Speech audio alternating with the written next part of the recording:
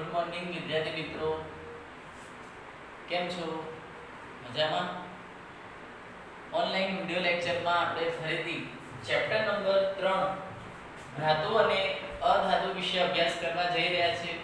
અગાઉના લેક્ચરોમાં આપણે ઘણા બધા ટોપિક વિશે ચર્ચા કરી ગયા છીએ. આજનો જે ટોપિક છે એ આપણો ખૂબ જ મોટા, જે 3 કે 4 ગુણ ભારના હોઈ શકે એ ટાઈપના ટોપિક છે, જેમાં આપણે ધોરણ 9 ની અંદર અભ્યાસ કરીને આવેલા છીએ. એના બેઝિક સ્ટ્રક્ચરથી આપણે વાત ચાલુ કરીએ તો એની વાત કક્ષાઓથી શરૂ થાય છે.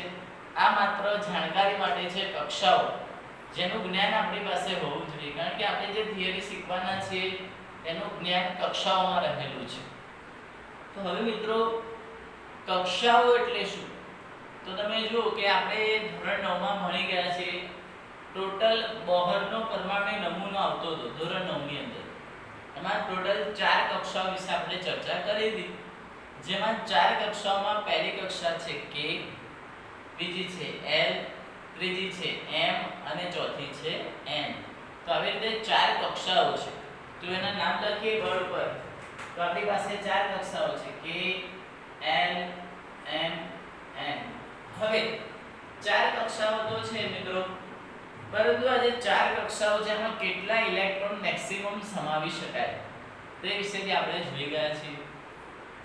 તો આપણને બધાને જ ખ્યાલ છે કે K કક્ષામાં ઓછામાં ઓછા 2 ઇલેક્ટ્રોન સમાવી શકાય. ફક્ત કેટલા? 2. એટલે કે આપણી બાહ્યતમ કક્ષાના ફક્ત ને ફક્ત 2 ઇલેક્ટ્રોન આમાં સમાય. હવે જે L જે બીજી કક્ષા છે તેમાં મેક્સિમમ કેટલા ઇલેક્ટ્રોન સમાવી શકાય? તો એમાં 8 ઇલેક્ટ્રોન સમાવી શકાય છે. તો K પછી L કક્ષામાં 8. ત્યાર પછી M કક્ષા આવે છે. M કક્ષામાં કેટલા? તો M કક્ષામાં 18 અને N કક્ષામાં 32. એટલે કે 2, 8, 18 અને 32 ઇલેક્ટ્રોનનો સમાવેશ કરવામાં આવશે. અહીં આપણે N કક્ષા વિશે વધારે દસમામાં ડિટેલમાં આવતું નથી. આપણે ફક્ત K, L અને M ઉપર વધારે ફોકસ કરીશું. તો K માં 2 ઇલેક્ટ્રોન સમાય છે, L માં 8 ઇલેક્ટ્રોન સમાય છે, M માં 18 અને N માં 32. જેમ કે એક ઉદાહરણ આપું તમને. સમજો કે આપણી પાસે નાઇટ્રોજન છે. તો નાઇટ્રોજનનો જે પરમાણુ ક્રમાંક છે 7. તેની જે ઇલેક્ટ્રોન રચના થાય છે પહેલી કક્ષામાં 2 અને બીજીમાં 5. તો નાઇટ્રોજન જે આપણે છે તેની ઇલેક્ટ્રોન રચના રીતે લખીએ 2, 5. હવે આ જે બાહ્યતમ કક્ષા એટલે આને જોવામાં આવે છે. આપણે આને નહીં, બાહ્યતમ એટલે બહારની કક્ષા જોવામાં આવશે. તો એનો મતલબ આ K છે અને આ કોણ છે? L છે. તો L કક્ષામાં કેટલા ઇલેક્ટ્રોન સમાયેલા છે? તો નાઇટ્રોજનમાં L માં 5 ઇલેક્ટ્રોન સમાયેલા છે. તો આ રીતે આપણને પરફેક્ટ જ્ઞાન હોવું જોઈએ. જલ્દી આપણે ત્રીજી કક્ષા વિશે જાણીએ. જેમ કે ચલો આપણે ઉદાહરણ લઈએ સલ્ફર S. તો સલ્ફરની જો ઇલેક્ટ્રોન રચના લખીએ તો 2, 8, 6. આ છે K, આ છે L અને આ છે M. તો બાહ્યતમ કક્ષાની વાત કરીએ તો આ બાહ્યતમ કક્ષા કહેવાય છે, જે ખાલી છે. તેમાં કેટલા ઇલેક્ટ્રોન છે? તો કે 6. તો આ રીતે આપણને કક્ષાઓનું જ્ઞાન પહેલા હોવું જોઈએ. તો આના આધારે આપણે 1-2 થિયરીઓ ભણવા જઈ રહ્યા છીએ. તો એ જે થિયરીઓ છે ખૂબ જ ઇમ્પોર્ટન્ટ છે, જેમાં હું પહેલી જે થિયરી સમજાવીશ, આયનીય સંયોજનો એટલે શું, અને સોડિયમ ક્લોરાઇડમાં આયનીય સંયોજનનું જે બંધારણ અથવા જે બંધ બને છે તે આપણે સમજાવવાનું છે. તો પ્રશ્ન નંબર 1.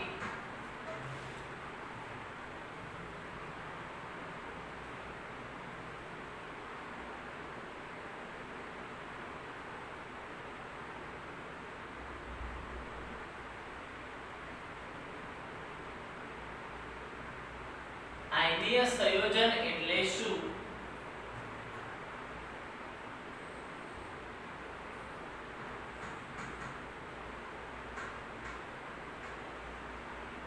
સોડિયમ ક્લોરાઇડ એટલે જેને આપણે NaCl કહીએ છીએ મિત્રો.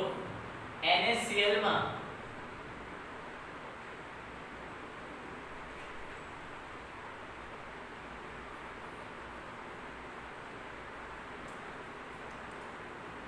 NaCl માં આયનીય બંધ સમજાવો. હવે આ મારી દ્રષ્ટિએ 3 કે 4 ગુણમાં પ્રશ્ન પૂછાઈ શકે છે અને ખૂબ જ ઇમ્પોર્ટન્ટ સવાલ કહેવાય છે, એટલે આના ઉપર આપણું ધ્યાન ખાસ હોવું જોઈએ. તો પ્રશ્ન છે આયનીય સંયોજન એટલે શું, તેના ઉદાહરણ આપણે સમજાવવાના છે.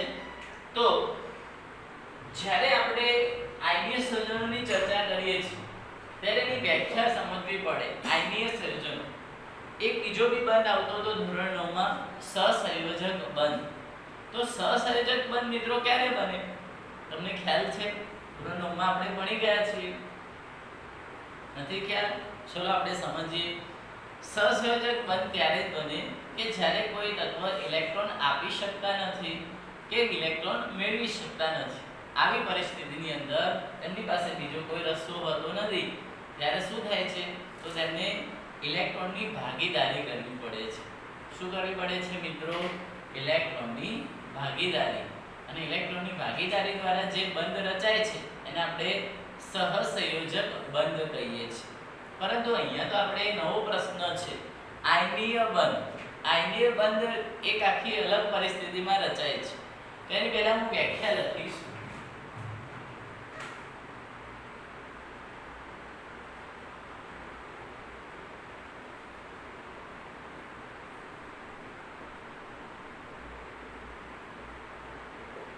ધાતુમાંથી જ્યારે અધાતુમાં તત્વો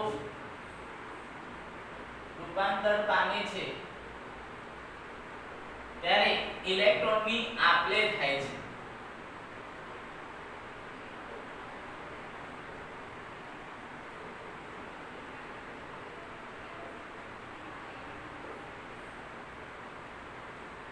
અને જે બંધ રચાય છે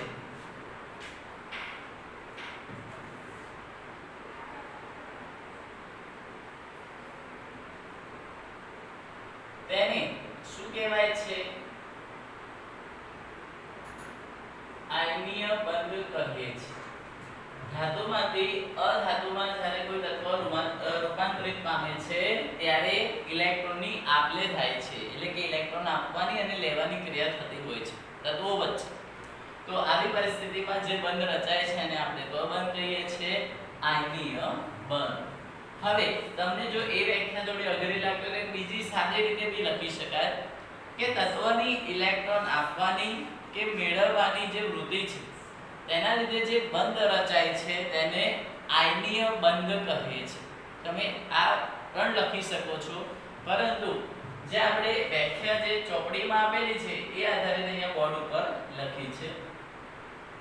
હવે આપણે સોડિયમ ક્લોરાઇડ નું ઉદાહરણ આપીને સમજવાનું છે. કોનું ઉદાહરણ લેવાનું છે? Sodium chloride.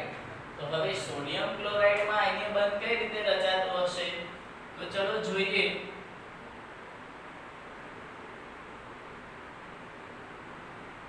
સોડિયમ ક્લોરાઇડ એટલે કે NaCl. તમે બધા મિત્રો NaCl વિશે ભણી ગયા છો.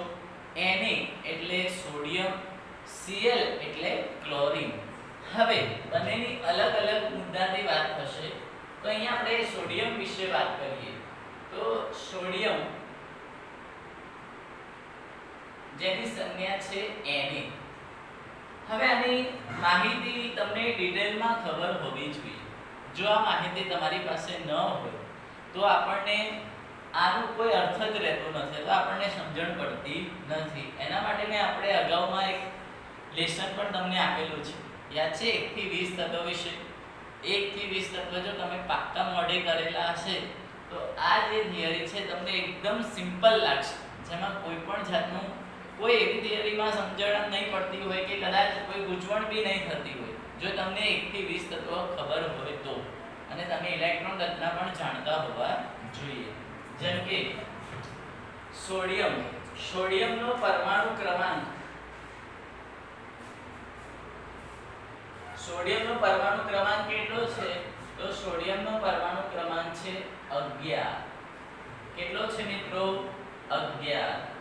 તો સોડિયમનો પરમાણુ ક્રમાંક 11 છે તો તેની ઇલેક્ટ્રોન રચના કઈ હોઈ શકે? તો તેની ઇલેક્ટ્રોન રચના વિશે વાત કરીએ તો સોડિયમની ઇલેક્ટ્રોન રચના થાય 2 8 1. એની ઇલેક્ટ્રોન રચના કેટલી થાય 2 8 1. કે કક્ષામાં 2, L માં 8 અને M કક્ષામાં ફક્ત કેટલા ઇલેક્ટ્રોન આવેલા છે 1. તેની બાહ્યતમ કક્ષામાં કેટલા ઇલેક્ટ્રોન ધરાવે છે તો એની જે બાહ્યતમ કક્ષામાં ફક્ત ને ફક્ત કેટલા ઇલેક્ટ્રોન છે 1 ઇલેક્ટ્રોન આવેલો છે. એનો મતલબ બાહ્યતમ કક્ષાને જો m દ્વારા દર્શાવું તેની પાસે કેટલા ઇલેક્ટ્રોન છે 1. હવે સોડિયમ વિશે તમે સમજી ગયા છો કે ભાઈ સોડિયમનો પરમાણુ ક્રમાંક 11 છે. તેની ઇલેક્ટ્રોન રચના 2 8 1 છે. તેની બાહ્યતમ કક્ષામાં કેટલા ઇલેક્ટ્રોન છે તો કે 1. જો હવે આને મારી રીતે લખું તો આવું કહી શકાય Na જેનો પરમાણુ ક્રમાંક છે 11 અથવા અહીંયા નીચે લખી દઉં તેની ઇલેક્ટ્રોન રચના છે 2 8 1 K L M. શું થશે K L M. તો એમાં કેટલા ઇલેક્ટ્રોન છે 1. હવે આ જ રીતે ક્લોરીનની વાત કરીએ તો મિત્રો ક્લોરીનનો પરમાણુ ક્રમાંક કેટલો છે તો ક્લોરીનનો પરમાણુ ક્રમાંક 17 છે. કેટલો છે 17 છે. સંજ્ઞા છે Cl અને પરમાણુ ક્રમાંક છે 17. તેની ઇલેક્ટ્રોન રચના કઈ રીતે રચાતી હશે તેની ઇલેક્ટ્રોન રચના થાય 2 8 7. જો ટોટલ 17 થઈ ગયા 2 8 7. તો બાહ્યતમ કક્ષામાં કેટલા ઇલેક્ટ્રોન છે તો કે 7. આ K L અને M. તો અહીંયા આપણે બાહ્યતમ કક્ષા વિશે કહીએ જેને આપણે M કહીએ છીએ તેમાં કેટલા ઇલેક્ટ્રોન છે તો કે 7 ઇલેક્ટ્રોન છે. હવે સાદી ભાષામાં લખીએ તો ક્લોરીન 17 નંબરનું તત્વ છે. તેની ઇલેક્ટ્રોન રચના થાય 2 8 7. જેમાં K છે આ L અને આ M. તો આ તો હતી મિત્રો એમની બેઝિક માહિતી. સોડિયમ અને ક્લોરીનની શું છે બેઝિક માહિતી. હવે જ્યારે આ બંનેને આપણે જોડીએ છીએ જ્યારે તમે સમજો બરોબર સોડિયમ પાસે બાહ્યતમ કક્ષામાં 1 ઇલેક્ટ્રોન છે. ક્લોરીન પાસે બાહ્યતમ કક્ષામાં 7 ઇલેક્ટ્રોન છે. હવે પરિસ્થિતિ એવી છે કે જો સોડિયમ 1 ઇલેક્ટ્રોન દાન કરે તો તેની જે ઇલેક્ટ્રોન રચના છે એ 2 8 થઈ જશે. એટલે કે તે કયા જેવો વાયુ બને છે તો એ નિષ્ક્રિય વાયુ નિયોન બનવાનો પ્રયત્ન કરશે. નિષ્ક્રિય વાયુ 2 8 એટલે 10 નંબરનું તત્વ કોણ છે તો કે નિયોન. તો એ નિયોન જેવો નિષ્ક્રિય વાયુ બનવાનો શું કરે છે પ્રયત્ન કરશે. હવે આ પરિસ્થિતિ જો ક્લોરીન માટે લખીએ તો શું લખાય તો ક્લોરીનની જે ઇલેક્ટ્રોન રચના છે 2 8 7 એને અષ્ટક રચના એટલે કે સંપૂર્ણ પૂર્ણ થવા માટે એની જે કક્ષા સંપૂર્ણ ભરાય 2 8 18 થવા માટે એમને ફક્ત એક જ ઇલેક્ટ્રોન ખૂટે છે. 2 8 7 માં જો એક ઇલેક્ટ્રોન ઉમેરી દો તો શું થાય 2 8 8 ટોટલ કેટલા થયા 18. તેનો મતલબ કે અષ્ટક રચના પૂર્ણ થઈ અને આર્ગોન જેવું એટલે કે આર્ગોન 18 નંબરનો તત્વ છે તો આર્ગોન જેવો નિષ્ક્રિય વાયુ બનવાનો તે શું કરે છે પ્રયત્ન કરશે. તો આ કોના જેવો બનવાનો પ્રયત્ન કરશે તો આ નિયોન જેવો અને આ કોના જેવો તો આ જે છે એ આર્ગોન બનવાનો પ્રયત્ન કરશે. આ નિયોન અને આ આર્ગોન. આની ઇલેક્ટ્રોન રચના 2 8 થતી હોય છે આની 2 8 8. હવે જોઈએ બંનેને જોઈન્ટ કરીને લખીએ તો શું થશે તો સોડિયમ અને ક્લોરીન જ્યારે એકબીજા સાથે રાસાયણિક પ્રક્રિયા કરે છે તો એને કેવી રીતે લખી શકાય તો અહીંયા જો હવે તમને સ્ટેપમાં સમજાવું કે 3 સ્ટેપમાં આખી રિએક્શન થઈ છે. પહેલો સ્ટેપ સોડિયમે શું કર્યું તો સોડિયમ પાસે 11 ઇલેક્ટ્રોન હતા. કેટલા હતા 11. તેની ઇલેક્ટ્રોન રચના હતી 2 8 1. હવે સોડિયમે જ્યારે એક ઇલેક્ટ્રોન પોતાનો શું કરી દીધો ગુમાવી દીધો છે. જ્યારે એની પાસે ઇલેક્ટ્રોન હતા 2 8 1 હવે એને એક ઇલેક્ટ્રોન ગુમાવી દે છે તો તો શું બને Na ઇલેક્ટ્રોન. ત્યારે જ્યારે એક ઇલેક્ટ્રોન ગુમાવે ત્યારે ધન આયન બનવાનો પ્રયત્ન કરે છે. મેં કીધું નિયોન બનવાનો પ્રયત્ન કરતો હોય છે ત્યારે એની પાસે કેટલા ઇલેક્ટ્રોન વધ્યા છે 2 8. તો આ જે મેં તમને શબ્દમાં કીધું એ હવે સમીકરણ દ્વારા સમજાવું છું કે ભાઈ સોડિયમ પાસે 2 8 એક ઇલેક્ટ્રોન હતા 11 એને એક ઇલેક્ટ્રોન દાન કર્યો આ ગુમાવે છે +1 એટલે એની પાસે હવે કેટલા રહ્યા 2 8 તો એ નિયોન બની ગયો. શું બની ગયો છે નિયોન. એ જ વસ્તુ ક્લોરીનમાં કહીએ તો હવે ક્લોરીને એક ઇલેક્ટ્રોન મેળવ્યો છે તો આની પાસે કેટલા ઇલેક્ટ્રોન છે 2 8 7. હવે તેને એક ઇલેક્ટ્રોન મેળવે તો અહીંયા આની ઇલેક્ટ્રોન રચના શું બનશે Cl-. જો મેળવે તો તે માઈનસ બને ઋણ આયન અને ગુમાવે તો ધન આયન. મેળવે તો ઋણ આયન અને ગુમાવે તો ધન આયન. આ ગુમાવે છે અને આ મેળવે છે તેનો મતલબ આ ઋણ આયન બનશે. તો આ વખતે આની પરિસ્થિતિ બદલાઈ તેની ઇલેક્ટ્રોન રચના શું બને છે 2 8 8. શું બની 2 8 8. તો હવે આ સ્ટેપ નંબર 1 સોડિયમ માટે લખ્યું છે જે આપણે વિગત લખી છે ને આ વિગત મેં અહીંયા લખી છે સમીકરણમાં અને આ ક્લોરીન ની જે વિગત છે એ અહીંયા લખી છે. હવે જ્યારે સોડિયમ અને ક્લોરીન એકબીજા સાથે રાસાયણિક પ્રક્રિયા કરશે ત્યારે પરિસ્થિતિ ઉલટાશે. હવે શું થશે સમજો કે અહીંયા Na+Cl- બંને એકબીજા સાથે પ્રક્રિયા કરે છે અને પ્રક્રિયા થઈ શું બને છે NaCl. Na+ અને Cl- એકબીજા સાથે શું થાય છે પ્રક્રિયા કરી અને NaCl બનાવે છે. આ છે સોડિયમ ક્લોરાઇડ.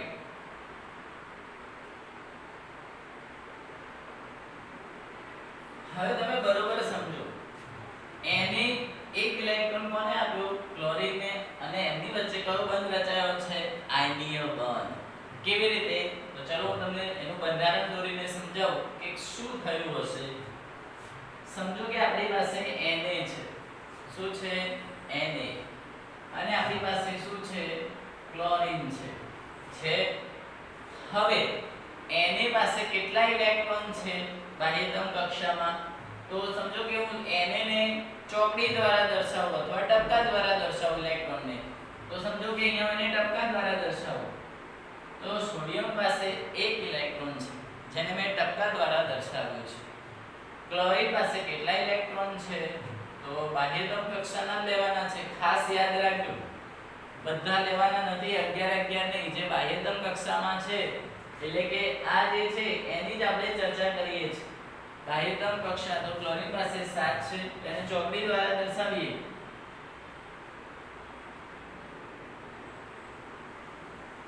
2 4 6 અને 1 7. તો હવે તમે જુઓ અહીંયા આપણે 7 ચોકડી દર્શાવી એક ટપકું છે. હવે આ બંને વચ્ચે જ્યારે પ્રક્રિયા થાય છે પ્રક્રિયા થઈને NaCl જોડાય છે. શું થતું હોય છે NaCl જોડાતા હોય છે મિત્રો ત્યારે શું થતું હોય ઘટના આ Na+ બને છે અને આ જે સોડિયમે પોતાનો એક ઇલેક્ટ્રોન કોને દાન કરી દીધો છે તો આ જે પોતાનો એક ઇલેક્ટ્રોન અહીંયા ક્લોરીનને દાન કરી દેશે. દેખાય છે તો આ જે અહીંયા આવી જશે ત્યારે ક્લોરીન પાસે કેટલા ઇલેક્ટ્રોન થઈ જાય તો આપણે અહીંયા Cl- લખી દઈએ અથવા અંદર લખશો તો બી ચાલશે. હવે ઓલરેડી 7 ઇલેક્ટ્રોન તો હતા જ ક્લોરીન પાસે 7 તો હતા જ પરંતુ એક જ્યારે સોડિયમ એને દાન કરે છે ત્યારે એની પાસે ટોટલ કેટલા ઇલેક્ટ્રોન થયા છે 8 અને એને ષષ્ટક રચના પતી જાય છે. તો આ રીતે તેમની વચ્ચે આને અથવા આ રીતે બી લખાય NaCl એટલે કે આ જે બંધ છે સિંગલ બંધ જે આયનીય બંધ દર્શાવે છે. બંધની વચ્ચે એક ઇલેક્ટ્રોન જે ભાગીદારીમાં જોડાઈને NaCl જે કયો બંધ રચ્યો છે આયનીય બંધ રચ્યો છે. અહીંયા તમે આયનીય બંધ જોયું કોના અંદર જોયું NaCl માં. હજી પણ આપણી પાસે એક બીજો પ્રશ્ન છે જે આપણે હમણાં જોઈશું. હવે વિદ્યાર્થી મિત્રો આપણે એક પ્રશ્ન જોઈ ગયા છે, આયનીય સંયોજન એટલે શું? સોડિયમ ક્લોરાઇડમાં આયનીય સંયોજન સમજાવો.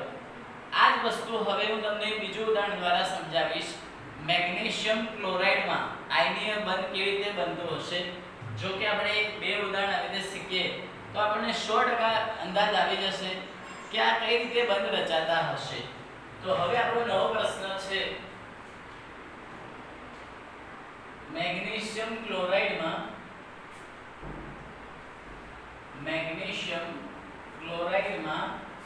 એટલે કે આપણે જેને MgCl2 કહીએ છીએ માં આયનીય બંધ કેવી રીતે રચાય છે.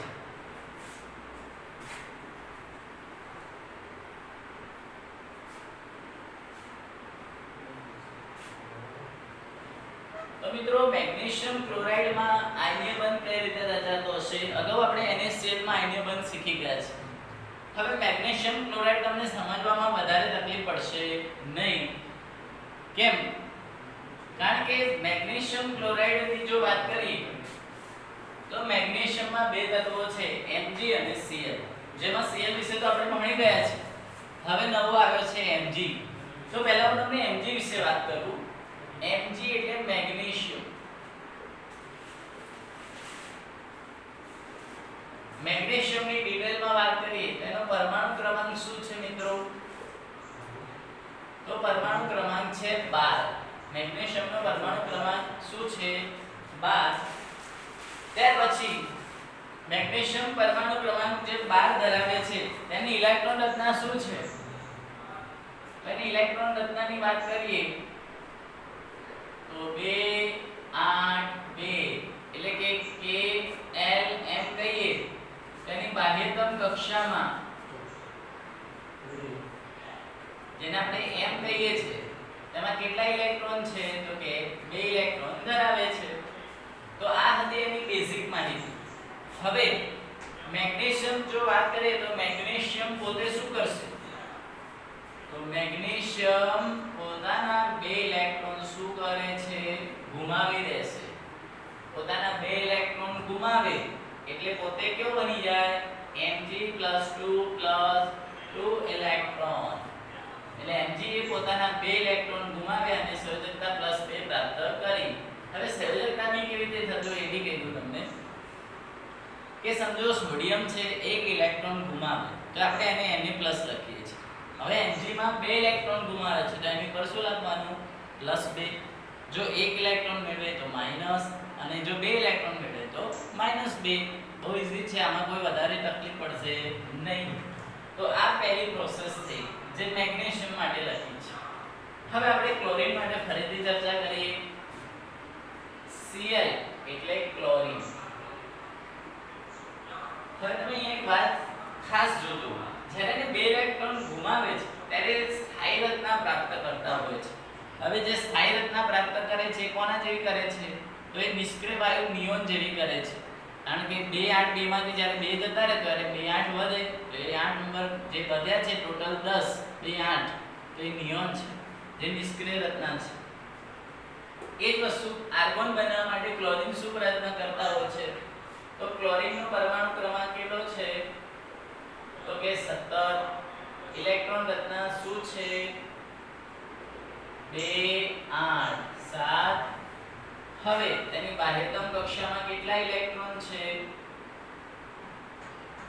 તેની બાહ્યતમ કક્ષામાં 7 ઇલેક્ટ્રોન છે. એનો મતલબ કે એને એક જ ઇલેક્ટ્રોન સંપૂર્ણ થવા આર્ગોન જેવો નિષ્ક્રિય વાયુ બનવા માટે એક જ ઇલેક્ટ્રોન ખૂટે છે અથવા સ્થાયી અષ્ટક રચના પ્રાપ્ત કરવા એક ઇલેક્ટ્રોન ખૂટે છે. હવે ક્લોરીનની જો વાત કરીએ તો ક્લોરીન કઈ રીતે ઇલેક્ટ્રોન રચના પૂર્ણ કરતા હશે? તો અહીંયા એક ઇલેક્ટ્રોન મેળવી અને પોતે શું બને છે? Cl-. જેમાં આમાં ઇલેક્ટ્રોન રચનાની વાત કરવામાં આવે તો 2 8 7 છે અને અહીંયા જ્યારે એક ઇલેક્ટ્રોન મેળવે છે ત્યારે શું થાય છે? 2 8 8. એ જ વસ્તુ જો અહીંયા વાત કરવામાં આવી હોત તો અહીંયા 2 8 2 છે અને જ્યારે એને ગુમાવે ત્યારે શું વધે છે? 2 8. તો આ સ્થાયી રચના પ્રાપ્ત કરે છે, આ પણ સ્થાયી રચના પ્રાપ્ત કરે છે. હવે જ્યારે તમે વિચારતા હશો કે અહીંયા તો 2 ક્લોરીન છે તો 2 ક્લોરીન કઈ રીતે પ્રક્રિયા કરતા હશે તે બી તમારા માટે બહુ ઉત્સાહી વાળો સવાલ થઈ શકે કદાચ કે અહીંયા તો તમે તો એક જ સેલ લખો છો બતાવે છે તો 2. હવે આપણે એને ઇલેક્ટ્રોન બંધારણ દ્વારા સમજવાનો પ્રયત્ન કરીશું. તેની જે ઇલેક્ટ્રોન બંધારણ રચાય છે પહેલા એક સાદી રીતે લખીએ તો આ રીતે લખાય Mg+2Cl gives MgCl2 એટલે કે એમની જે આયનીય બંધ રચાયો છે આ રીતે રચાયો છે, પરંતુ આ રીતે આપણને જલ્દી ખ્યાલ ન આવે એટલે આપણે એને ઇલેક્ટ્રોન દ્વારા સમજીએ, તેનું બંધારણ દ્વારા સમજીએ. તો હવે મિત્રો આપણી પાસે એક Mg છે બરોબર, જેને આપણે કૌંસ ન કરશું તો બી ચાલશે, અને આપણી પાસે 2 Cl છે જેને છૂટા છૂટા લખીએ Cl2 એટલે 2 છે. હવે Mg ની જે ઇલેક્ટ્રોન રચના છે એના આધારે મને ખબર છે કે એની પાસે ફક્ત 2 ઇલેક્ટ્રોન છે બાહ્યધમ કક્ષામાં. કેટલા ઇલેક્ટ્રોન છે? 2. તો હવે આપણી પાસે 2 ઇલેક્ટ્રોન છે ગમે ત્યાં તમે મૂકી શકો છો. સમજો કે મેં આ 2 ઇલેક્ટ્રોન આ રીતે મૂકી દીધા છે. ક્લોરીન પાસે 1 ક્લોરીન પાસે 7 ઇલેક્ટ્રોન હોય, તેને ચોકડી દ્વારા દર્શાવીએ. એવી રીતે આની પાસે પણ કેટલા છે? 7. આની પાસે 7 છે ને આની પાસે 7 છે, પરંતુ આની પાસે કેટલા ઇલેક્ટ્રોન છે? તો કે 2.